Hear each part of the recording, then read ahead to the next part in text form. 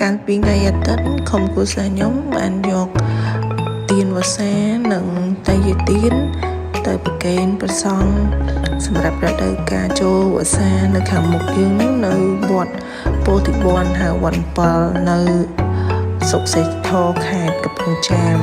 ការយកទៀនវស្សាទៅវត្តមិនមែនគ្រាន់តែជាប្រពៃណីទំនៀមទម្លាប់ខ្មែរយើងទេតែជាការកសាងបុណ្យកុសលដ៏មានអត្ថន័យណាមួយយើងបានចំណាយពេលវេលាជុំជាមួយក្រុមគ្រួសារយើងធ្វើបុណ្យជុំគ្នាទៀតជាពេលវេលាមួយដែលមានន័យមានសុភមង្គលសម្រាប់យើងនិងក្រុមគ្រួសារការធ្វើបុណ្យមិនស្ថិតលើចំនួនច្រើនឬចំនួនតិចទេតែស្ថិតនៅលើចិត្តសទ្ធាជ្រះថ្លារបស់យើងសំខាន់លើចិត្តយើងបរិសុទ្ធសប្បាយចិត្តនឹងការធ្វើបុណ្យ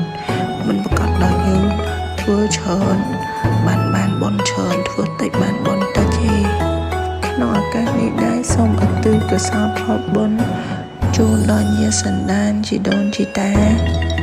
អ្នកមានគុណក្រុមគ្រួសារនិងបងប្អូនទាំងអស់សូមទទួលជួបទាំងសេចក្តីសុខសេចក្តីចម្រើនសុខភាពល្អសំណាងល្អនិងសិរីមង្គលគ្រប់គ្នា